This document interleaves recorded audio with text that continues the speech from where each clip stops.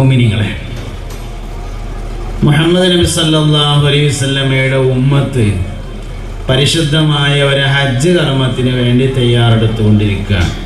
നമ്മളൊക്കെ നാട്ടിൽ നിന്ന് കുറേ ആളുകൾ ഹജ്ജിന് പോയി, കുറച്ച് ആളുകൾ അടുത്ത ദിവസങ്ങളിലായി പോകും. ഇൻഷാ അല്ലാഹ് അടുത്ത വർഷമെങ്കിലും നമുക്കും പോകണം. അല്ലാഹു തൗഫീഖ് ചെയ്യട്ടെ.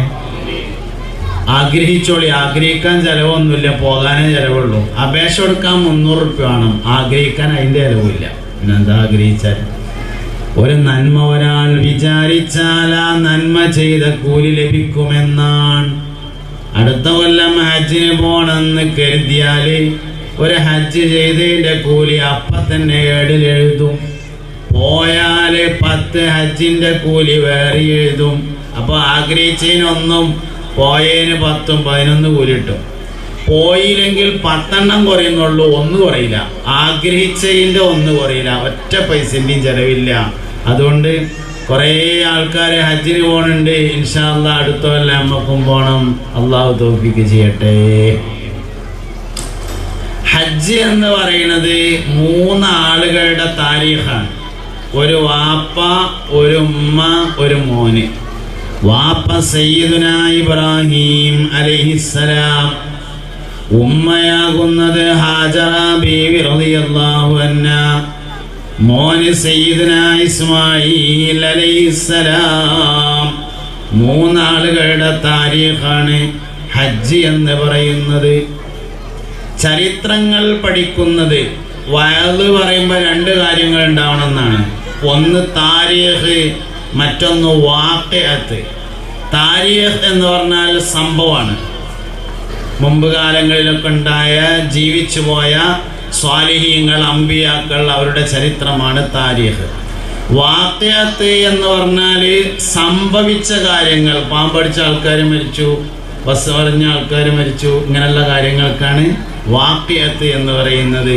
സംഭവം, ഉരുൾപൊട്ടലുണ്ടായി, കുറേ ആൾക്കാർ ഒലിച്ചുപോയി, അങ്ങനത്തെ ഒക്കെ സംഭവങ്ങൾ പറയണതിനാണ് വാഖിഅത്ത് എന്ന് പറയുന്നത്.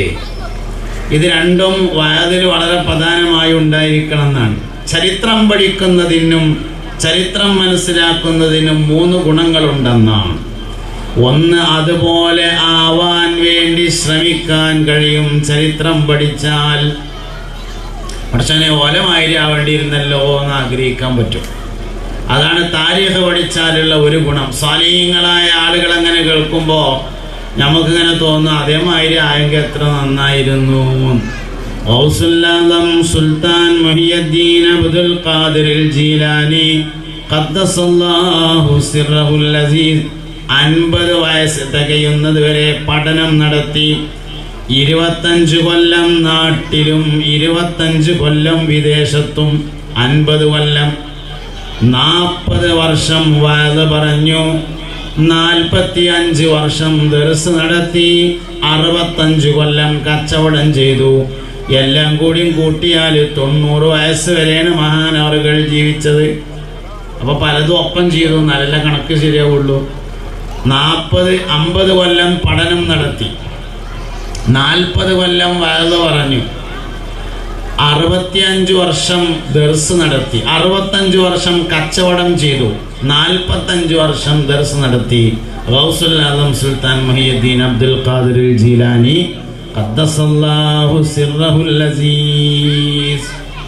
അപ്പോൾ ഈ താരീഖ് ഇങ്ങനെ കേൾക്കുമ്പോൾ നമുക്ക് തോന്നും പഠിച്ചോനെ ഗൗസുൽ ആദമിൻ്റെ മാതിരി ആയിട്ടുണ്ടെങ്കിൽ എത്ര നന്നായിരുന്നു എന്ന്. അങ്ങനെ തോന്നാനാണ് ഒന്ന് ചരിത്രം പറയുന്നത്. സ്വാലിഹീങ്ങളുടെ താരീഖ് കേൾക്കുമ്പോൾ നമുക്ക് അങ്ങനെ തോന്നും. സിദ്ദീഖുൽ അക്ബറിൻ്റെ മാതിരി ആണെങ്കിൽ എത്ര നന്നായിരുന്നു എന്ന് തോന്നണം. അതിനാണ് ചിലപ്പെങ്കിലും നമുക്ക് തോന്നലുണ്ട് ഒരു ബദറുണ്ടെങ്കിൽ ഒന്ന് പോയി നോക്കായിരുന്നു എന്ന്. അല്ലാതെ ഇങ്ങനെ ചിലപ്പം തോന്നലുണ്ട്. ബദർ ഉണ്ടായതിനാൽ ബദരീങ്ങൾ വലുതായതല്ല. സത്യത്തിൽ ബദരീങ്ങൾ വലുതായതിനാൽ ബദർ ഉണ്ടായതാണ്. ഇനി ബദർ ഉണ്ടാവില്ല, എന്തേ? ബദരീങ്ങളില്ല. അതുകൊണ്ടൊരു ബദർ ഉണ്ടെങ്കിൽ ഒന്ന് പോയാക്കായിരുന്നു എന്ന് ആഗ്രഹിച്ചിട്ട് കാര്യമില്ല, ഉണ്ടാവില്ല. എന്തുകൊണ്ട്? ബദർ ഉണ്ടായതിനാൽ ബദരീങ്ങൾ വലിയ ആൾക്കാരായതല്ല. ബദരീങ്ങൾ വലിയ ആൾക്കാരായതിനാൽ ബദർ ഉണ്ടായതാണ്. മജ്‌ലിസുന്നൂറിന്റെ വാർഷികം കൂടിയാണുള്ളത്. മജ്‌ലിസുന്നൂറിന്റെ വാർഷികം എന്ന് പറഞ്ഞാല് മജ്‌ലിസുന്നൂർ ബദരീങ്ങളുടെ അസ്മാവുകൾ പറയലാണ്. സ്വാലിഹീങ്ങളെ പറയൽ ഇബാദത്താണെന്നും അമ്പിയാക്കളെ പറയൽ ഇബാദത്താണെന്നും സ്വാലിഹീങ്ങളെ പറയൽ കഫാറത്താണെന്നും പറഞ്ഞതിന്റെ വിശദീകരണത്തിൽ ഒന്നാമത് പറഞ്ഞിട്ടുള്ളത് ഐദിക്റു അസ്മാഇഹിം, സ്വാലിഹീങ്ങളുടെ പേര് പറയുക എന്നതാണ്. നല്ല മനുഷ്യന്മാരെ പേര് പറയൽ ഇബാദത്താണ്. ആദം നബി അലൈഹിസ്സലാം, ഇദ്രീസ് നബി അലൈഹിസ്സലാം, ഷീസ് നബി അലൈഹിസ്സലാം, മൂസാ നബി അലൈഹിസ്സലാം, ഈസാ നബി അലൈഹിസ്സലാം, വെറുതെ ഇങ്ങനെ ഓരോ പേര് പറയൽ ഇബാദത്താണ്. അബൂബക്കർ സിദ്ദീഖ് റളിയല്ലാഹു അൻഹു, ഉമർ ഇബ്നുൽ ഖത്താബ് റളിയല്ലാഹു അൻഹു, ഉസ്മാൻ ഇബ്നു അഫ്ഫാൻ റളിയല്ലാഹു അൻഹു, അലി ഇബ്നു അബീ താലിബ് റളിയല്ലാഹു അൻഹു, വെറുതെ ഇങ്ങനെ പറയൽ ഇബാദത്താണ്. സ്വാലിഹീങ്ങളുടെ പേര് പറയൽ ഇബാദത്താവും. മമ്പർത്ത തങ്ങൾ പാപ്പ, വെളിയങ്കോട് ഉമർ ഖാദി, മടവൂർ CM വലിയുള്ളാഹി, അങ്ങനെ വെറുതെ പറയൽ ഇബാദത്താണ്. ഇങ്ങനെ തന്നെ അമ്പകുന്ന് വീരാനപ്പാപ്പ, അങ്ങനെ പറയൽ ഇബാദത്താണ്. സ്വാലിഹീങ്ങളുടെ പേര് പറയൽ ഇബാദത്താവും. അതാണ് ഒന്ന്. രണ്ടാമത്തത് ഐ ദിക്റു താരീഖിഹിം എന്നാണ്. സ്വാലിഹീങ്ങളുടെ താരീഖിനെ പറയലാണ് രണ്ടാമത്തേത്. ചരിത്രം പറയലാകുന്നു. ഒരു മനുഷ്യന്റെ താരീഖ് പറയാന്ന് പറഞ്ഞാല് എന്നാണ് ജനിച്ചത്, എവിടെയാണ് ജനിച്ചത്, വാപ്പാന്റെ പേരെന്താണ്, ഉമ്മാന്റെ പേരെന്താണ്, ജീവിതത്തിലെ പ്രധാന സംഭവങ്ങൾ എന്തൊക്കെയാണ്, എന്നാണ് മരണപ്പെട്ടത്, എവിടെ വെച്ചാണ് മരണപ്പെട്ടത്, എവിടെയാണ് ഖബറടക്കം ചെയ്തിട്ടുള്ളത്, ഈ കാര്യങ്ങൾ പറയുന്നതിനാണ് ഒരാളുടെ താരീഖ് പറയുക എന്ന് പറയുന്നത്. ഇബാദത്തും കഫാറത്തുമാണ്. എന്താ അങ്ങനെ പറഞ്ഞാലുള്ള ഗുണം? ഒന്നാമത്തെ ഗുണം അങ്ങനെ ആവാൻ ശ്രമിക്കാൻ കഴിയും എന്നതാണ് ഒന്നാമത്തെ ഗുണം. അതിൻ്റെ രണ്ടാമത്തെ ഗുണം നമ്മൾ എവിടെയും എത്തിയില്ലല്ലോ എന്ന് മനസ്സിലാകാൻ താരീഖ് പഠിച്ചാൽ മതിയാകുമെന്നാണ്. നമ്മളെവിടേക്കും എത്തില്ല എന്ന് മനസ്സിലാവാൻ താരീഖ് പഠിച്ചാൽ മതി എന്നാണ്. നമുക്കിങ്ങനെ തോന്നും, നമ്മളൊക്കെ അത്യാവശ്യം ജുമഅക്ക് പോണവരാണ്, നിസ്കരിക്കണവരാണ്, സുന്നത്ത് നിസ്കരിക്കണവരാണ്, ബാങ്ക് കൊടുത്ത അപ്പം നിസ്കരിക്കലുണ്ട്, റമദാൻ മാസം നോയമ്പ് ഒരുക്കലുണ്ട്, റമദാനിൽ ജമാഅത്തിന് പ്രത്യേകം ശ്രദ്ധിക്കലുണ്ട് എന്നൊക്കെ ഇങ്ങനെ തോന്നും. അപ്പോഴാണ് നമ്മൾ സയ്യിദത്തുന റാബിയത്തുൽ അദവിയ്യ റളിയല്ലാഹു അൻഹയുടെ താരീഖ് കേൾക്കുന്നത്. റാബിയത്തുൽ അദവിയ്യ റളിയല്ലാഹു അൻഹ എല്ലാ ദിവസവും ഫർളും സുന്നത്തുമായ നിസ്കാരങ്ങൾ കഴിഞ്ഞതിന് ശേഷം 100 റക്അത്ത് മുത്ലഖായ സുന്നത്ത് നിസ്കരിക്കുമായിരുന്നു എന്നാണ്. വെറുതെ 100 റക്അത്ത്, റവാത്തിബല്ല, വിത്തറല്ല, ഒന്നും അല്ലാത്തൊരു 100 റക്അത്ത്. എന്നിട്ട് ദുആക്കും, അല്ലാഹുവേ ഈ 100 റക്അത്ത് നിന്റെ സ്വർഗം ലഭിക്കാൻ മാത്രമല്ല, ഈ 100 റക്അത്ത് നിന്റെ സ്വർഗം ലഭിക്കാൻ മാത്രമല്ല, നാളെ മഹ്ശറയിൽ കോടാനക്കോടി മനുഷ്യർ ഒരുമിച്ച് കൂടുന്ന സദസ്സിൽ ഞാനിങ്ങനെ നടന്നു പോകുമ്പോ മുത്തുനബി അവിടെ എങ്ങനെ ഇരിക്കുന്നുണ്ടാവും. അപ്പൊ ഞാനിങ്ങനെയാണ് നടന്നു പോണത് കാണുമ്പോ എല്ലാ ദിവസവും 100 റക്അത്ത് സുന്നത്ത് നിസ്കരിച്ചിരുന്ന റാബിയല്ലയാ പോണത് എന്ന് ചോദിക്കുമ്പോ കേൾക്കാനൊരു രസമുണ്ട്. അതിനാണ് ഈ 100 റക്അത്ത്. അപ്പൊ മനസ്സിലാവും നമ്മളെ നിസ്കാരം ഒടുക്കും എത്തിയിട്ടില്ല. നമ്മളിപ്പോ വിചാരിക്കണ എന്താ വെച്ചാൽ സ്വർഗം നമുക്ക് ഉറപ്പായിട്ടുണ്ട് എന്നാണ്. അങ്ങനെയാണ് വിചാരിക്കേണ്ടതും. അങ്ങനത്തെ ഇന്നിപ്പോ ജുമഅക്ക് കൂടിയ പള്ളിയിൽ അനൗൺസ് ചെയ്യുന്നുണ്ട്, ഖത്തീബ് ഉദഹിയത്തിനുള്ള വിഹിതം എല്ലാവരും കൊടുക്കണം. 10 റുപ്യായിരുന്നു ആദ്യം പറഞ്ഞിരുന്നത്, 12 ആക്കി ഉയർത്തിയിട്ടുണ്ട്. കാരണം യുദ്ധം നിൽക്കണില്ലല്ലോ, അതുകൊണ്ട് 12 ആക്കിയിട്ടുണ്ട്. അതൊരു ഫിക്സഡ് റേറ്റ് ഒന്നുമല്ല. ഇനി നമ്മൾ ഉരുവിനെ എണ്ണം വാങ്ങി നോക്കുമ്പോൾ ചിലപ്പം ലേശം തരും, 6 ഉണ്ടാവും, കുറവുണ്ടാവും, അപ്പം അതും കൊടുക്കേണ്ടി വരും എന്നൊക്കെ ഇന്ന് ജുമഅക്ക് കൂടിയ പള്ളിയിൽ ഖത്തീബ് പോയാൽ അറിയുന്നുണ്ട്. അപ്പോൾ ഉദഹിയത്തിനും പോത്തിനറക്കും, വെള്ളിയാഴ്ചയും പോത്തിനറക്കും, ഉദഹിയത്തിനെയും പോത്തിനറക്കും. പോത്തിനറക്കാൻ എന്താ വേണ്ടത്? നല്ലൊരു പോത്ത് ആദ്യം വേണ്ടത് അതാണ്. പിന്നെ വേണ്ടത് മൂർച്ചുള്ള ഒരു കത്തി വേണം. പിന്നെ കാലും കൈയും കൂടിയും കെട്ടാനുള്ള ഒരു കയറ് വേണം. പിന്നെ പൊടിച്ചു തരാൻ പറ്റിയ മുടുക്കുള്ള രണ്ടാൾക്കാർ വേണം. അറക്കാൻ പറ്റിയൊരു മല്ലാക്കും വേണം. ഇതാണ് പറക്കാൻ വേണ്ടത്. ഒന്ന് നല്ലൊരു മൂരിക്കുട്ടി അല്ലെങ്കിൽ ഒരു പോത്തും കുട്ടി. പിന്നെ വേണ്ടത് നല്ല മൂർച്ചുള്ള ഒരു കത്തി വേണം. കാലും കൈയും കൂടിയും കെട്ടാൻ പറ്റിയൊരു കയർ വേണം. പൊടിച്ചു തരാൻ പറ്റിയ മുടുക്കുള്ള 2-3 ആൾക്കാർ വേണം. അറക്കാൻ പറ്റിയൊരു മല്ലാക്കും വേണം. വെള്ളിയാഴ്ചയിലെ അറവിനും അതന്നെ വേണ്ടത്. ഉദഹിയത്തിന്റെ അറവിനും അതന്നെ വേണ്ടത്. വെള്ളിയാഴ്ചത്തെ പോത്തിനറവും ഉദഹിയത്തിന്റെ പോത്തിനറവും തമ്മിൽ വ്യത്യാസപ്പെടുന്നത് പിന്നെ എവിടെയാണ്? ഉദഹിയത്തിന്റെ അറവിന്റെ പിന്നിൽ ഒരു താരീഖുണ്ട്, ഒരു ചരിത്രമുണ്ട്. അതണ്ട് കൽബ് കയറിയാലാണ് വെള്ളിയാഴ്ച ഉദഹിയത്തും വ്യത്യാസം ഉണ്ടാകുക. ആ താരീഖ് മഹാനായ സയ്യിദുന ഇബ്രാഹിം നബി അലൈഹിസ്സലാം ഇസ്മായിൽ അലൈഹിസ്സലാം എന്ന പൊന്നോമന മകനെ അറുക്കാൻ വേണ്ടി കൊണ്ടുപോയതാണ്. വലിയൊരു നാളിന്റെ താരീഖാണത്.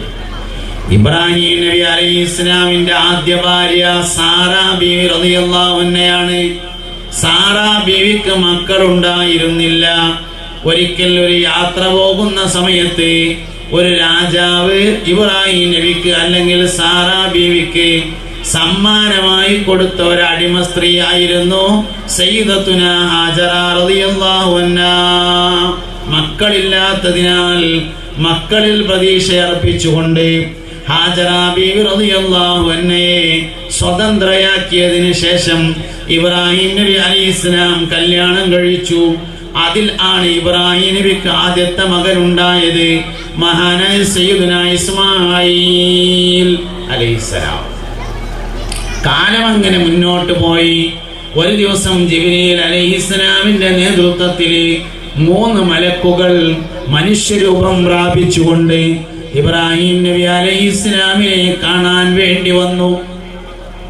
മനുഷ്യന്മാര് 3 ആൾക്കാർ ഇങ്ങനെ വരുന്നുണ്ടപ്പോ ഇബ്രാഹിം നബി അലൈഹിസ്സലാം നല്ലൊരു മൂരിക്കുട്ടിനെ അർത്ഥങ്ങാണ്ട് ഒരു കുട്ടൻ ബിരിയാണി ഉണ്ടാക്കി. അങ്ങനെ പറഞ്ഞപ്പോൾ ഇന്നാളൊരു കഴിച്ചു, അന്ന് ബിരിയാണി ഒക്കെ ഉണ്ടായിരുന്നു എന്ന് ചോദിച്ചു. അത് അന്നത്തെ ഒരു നല്ല ഭക്ഷണം നൃത്തം വെച്ചാൽ മതി പൈന, അല്ലാതെ ബിരിയാണിക്ക് വേറെ നമ്മളെ മഹേരിയത്തെ നല്ല ദമ്മ് ബിരിയാണി നൃത്തം വെക്കൊന്നും വേണ്ട. അന്നത്തെ ഒരു നല്ല ഭക്ഷണം ഉണ്ടാക്കി. ഭക്ഷണം എല്ലാം ഉണ്ടാക്കി കഴിഞ്ഞതിന് ശേഷം ഇബ്രാഹിം നബി അലൈഹി ഇസ്ലാം പറഞ്ഞു, എന്നാ കയ്യൊക്കെ നീച്ചോളി എന്ന് പറഞ്ഞു. അപ്പോൾ ജിബ്രീൽ അലൈഹി ഇസ്ലാമും കൂടെയുള്ള മലക്കുകളും പറഞ്ഞു, ഞങ്ങൾ മലക്കുകളാണ്, തിന്നണ സൈസൊന്നല്ല എന്ന് പറഞ്ഞു. അപ്പൊ ഇബ്രാഹിം നബി ചോദിച്ചു, പിന്നെ എന്തിനാ ഞങ്ങൾ പോകുന്നത് എന്ന് ചോദിച്ചു. ഞങ്ങൾ 1-2 വിവരം പറയാൻ വേണ്ടി വന്നതാണ് എന്ന് പറഞ്ഞപ്പോ ഇബ്രാഹിം നബി അലൈഹി ഇസ്ലാം പറഞ്ഞു, പഠിച്ചോനെ എൻ്റെ മൂരിക്കുട്ടിയും പോയല്ല റബ്ബേ എന്ന് പറഞ്ഞു. അപ്പൊ ജിബ്രീൽ അലൈഹി ഇസ്ലാം എന്ത് ചെയ്തു വെച്ചാൽ ആ മൂരിക്കുട്ടിന്റെ ആ ബിരിയാണിയുടെ അടുത്ത് ചെന്നിട്ട് മൂരിക്കുട്ടിയുടെ എല്ലും ഇറച്ചൊക്കെ കൂടി എടുത്ത് കൂട്ടി വെച്ചിങ്ങാണ്ട് പറഞ്ഞു, മൂരിക്കുട്ടിയെ ഇജ് നീച്ചു പോയിക്കോ പറഞ്ഞു. മൂരിക്കുട്ടി നീച്ചു പോയി. ഇനിയിപ്പോൾ നമ്മളെ കൊണ്ടൊരു നഷ്ടം വേണ്ടെന്ന് എഴുതിയിട്ട് അങ്ങനെ അവിടെ ഇങ്ങനെ ഇരുന്ന് വർത്താനം പറയാണ്. പിന്നെ എന്തേ ഇപ്പം നിങ്ങൾ പോന്നു എന്ന് ചോദിച്ചു. ഞങ്ങളൊരു സന്തോഷ വാർത്ത അറിയിക്കാൻ വേണ്ടി വന്നതാണ്. നിങ്ങളുടെ ആദ്യ ഭാര്യയായ ഹാജറ ബീവി ഗർഭം ധരിക്കാൻ പോകുന്നുണ്ട് എന്ന് പറഞ്ഞപ്പോ കർട്ടന്റെ അപ്പുറത്ത് സാറാ ബീവി നിന്നിരുന്നു. ആദ്യ ഭാര്യ സാറാ ബീവി നിന്നിരുന്നു. ഈ തള്ളയിട്ടുണ്ട്. ഈ വർത്താനം കേട്ടപ്പോൾ സാറാ ബീവി ഒന്നാണ്ട് ചിരിച്ചു. ചിരിച്ചപ്പോൾ ശരീരം ഇളകിയെന്നും മെൻസസ് 2ാമത് സ്റ്റാർട്ട് ചെയ്തു എന്നുമാണ്. അങ്ങനെ സാറാ ബീവി റളിയല്ലാഹു അൻഹ ഗർഭിണിയായി, അതിലും കുട്ടിയുണ്ടായി. കുട്ടിക്ക് ഇസ്ഹാഖ് എന്ന് പേര് നൽകി. അതിനുശേഷമാണ് അല്ലാഹു റബ്ബുൽ ഇസ്സത്തിന്റെ പ്രത്യേക നിർദ്ദേശപ്രകാരം ഹാജറ ബീവി റളിയല്ലാഹു അൻഹയെയും ഇസ്മായിൽ അലൈഹിസ്സലാമിനെയും മക്കയിൽ താമസിപ്പിക്കാൻ വേണ്ടി കൊണ്ടുപോകുന്നത്. ഹാജറ ബീവി എന്നാണ് നമ്മൾ പറയലെങ്കിലും ഹാജർ എന്നാണ് യഥാർത്ഥ പേര്.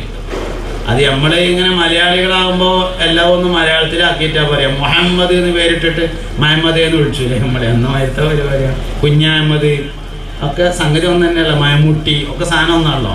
ഇങ്ങനെ മൊഹിയദ്ദീൻ, മീദീന്, മൊയ്തു, കുഞ്ഞീദീന് ഒക്കെ സംഭവം എന്നാണ്.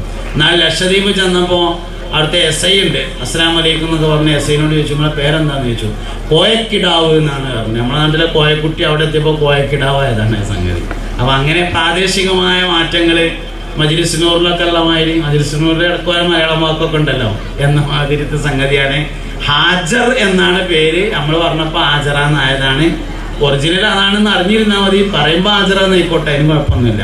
ഹാജറ ബീവി റളിയല്ലാഹു അൻഹയെയും ഇസ്മായിൽ അലൈഹി ഇസ്ലാമിനെയും മക്കയിലാക്കിയതിനു ശേഷം സാറാ ബീവിക്ക് ഇസ്ഹാഖ് എന്ന കുട്ടി ഉണ്ടായതിനു ശേഷം അള്ളാഹുവിന്റെ പ്രത്യേക കൽപ്പന പ്രകാരം ഇബ്രാഹിം നബി അലൈഹി ഇസ്ലാം മക്കയിൽ ചെന്ന് ഇസ്മായിൽ അലൈഹി ഇസ്ലാമിനെയും കൂട്ടി മിനയുടെ അടുത്തുള്ള ഒരു മലയുടെ താഴ്വാരത്തേക്ക് പോയിട്ട് അവിടെ ചെന്നപ്പോ വാപ്പ മോനോട് പറഞ്ഞു, മോനെ, യാ ബുനയ്യ ഇന്നി അറാ ബിൽ മനാമി അന്നി അദ്ബഹുക ഫൻദുർ മാദാ തറാ. യാ ബുനയ്യ, എൻ്റെ കുഞ്ഞിമോനെ, ഇന്നി അറാ ബിൽ മനാമി, സ്വപ്നത്തിലായി അള്ളാഹു എനിക്ക് വഹി നൽകിയിട്ടുണ്ട്, അന്നി അദ്ബഹുക, ഞാൻ നിന്നെ അറുക്കണമെന്ന്, ഫൻദുർ മാദാ തറാ, എന്താണ് കുഞ്ഞിമോനെ നിന്റെ അഭിപ്രായം എന്ന് ചോദിച്ചു. അപ്പോൾ മോൻ പറഞ്ഞു, യാ അബതി ഫഅൽ മാ തുമർ സതജിദുനി ഇൻഷാ അല്ലാഹു മിനസ് സാബിരീൻ. വാപ്പ, നിങ്ങളോട് എന്താണ് അള്ളാഹു കൽപ്പിച്ചത് അത് നിങ്ങൾ ചെയ്യണം, തീർച്ചയായും ഞാൻ ക്ഷമിച്ചുകൊള്ളാം. ഞാനിപ്പോ ഈ താരീഖ്, ഇബ്രാഹിം നബി അലൈഹി ഇസ്ലാം ഇസ്മായിൽ നബിനെ അറക്കാൻ കൊണ്ടുപോയി ഈ താരീഖ് നൊലോഴിച്ചിങ്ങാണ്ട് പറഞ്ഞു എന്ന് വിചാരിക്കാം. ഞാൻ അങ്ങനെ കരഞ്ഞിങ്ങാണ്ട് പറഞ്ഞു. അങ്ങനെ ഇബ്രാഹിം നബി അലൈഹി ഇസ്ലാം മഹാനായ ഇസ്മായിൽ നബി അലൈഹി ഇസ്ലാമിനെ മിലയുടെ താഴ്വാരത്തേക്ക് കൊണ്ടുപോയിട്ട് ഒരു പാറക്കല്ലിൻ്റെ അടുത്തെത്തിയിട്ട് കയ്യും കാലും കൂട്ടി കെട്ടിയിട്ട് പാറക്കല്ലിൽ കിടത്തിയിട്ട് മൂർച്ചയുള്ള കത്തെടുത്തിട്ട് പറഞ്ഞു, കുഞ്ഞിമോനെ, നിന്നറുക്കണമെന്ന് അല്ലാഹു എനിക്ക് വഹി നൽകിയിട്ടുണ്ട് എന്നിങ്ങനെ നൊലോളിച്ചങ്ങാണ്ട് പറയുമ്പോൾ നിങ്ങൾക്ക് തോന്നും അറുത്തിട്ടൊന്നുമില്ലല്ലോ.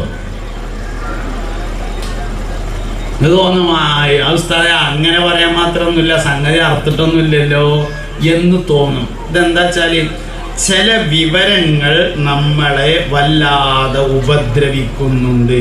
അതിൽപ്പെട്ടതാണ് ഈ വിവരം. എല്ലാ വിവരവും നാഫിയല്ല, ചില വിവരം ഉപദ്രവമാണ്. ഇബ്രാഹിം നബി അലൈഹി ഇസ്ലാം ഇസ്മായിൽ നബി അലൈഹി ഇസ്ലാമിനെ അറുക്കാൻ കൊണ്ടുപോകുമ്പോ ജിബ്രീൽ അലൈഹി ഇസ്ലാം സ്വർഗത്തിൽ നിന്ന് ആടുമായി വരുമെന്ന വിവരമില്ല. അറുക്കാൻ കൊണ്ടുപോയത് തന്നെയാണ്.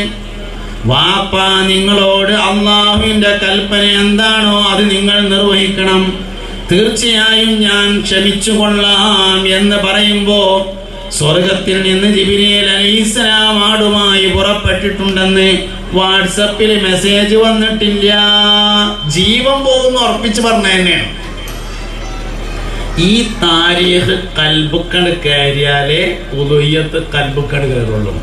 അല്ല അർത്ഥത്തൊന്നുമില്ല പിന്നെ പോന്ന് പറഞ്ഞാൽ സംഗതി ഒരു ഷർട്ടില്ല. താരീഖ് കൽബ് കയറാതെ നീയത്ത് ഉറക്കൂല.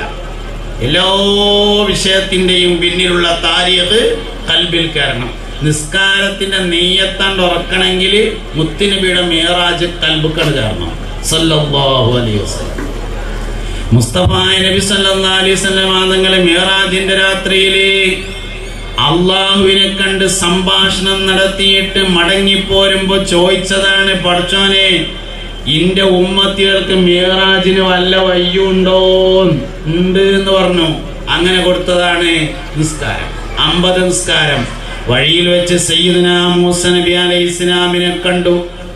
അങ്ങടനെ പോകാൻ വേണ്ടി പറഞ്ഞു. ചുരുക്കി ചോദിക്കാൻ പറഞ്ഞു. ചുരുക്കി ചോദിച്ചു. 50 നിസ്കാരമുള്ളത് 5 നിസ്കാരമായി ചുരുക്കി ലഭിച്ചു.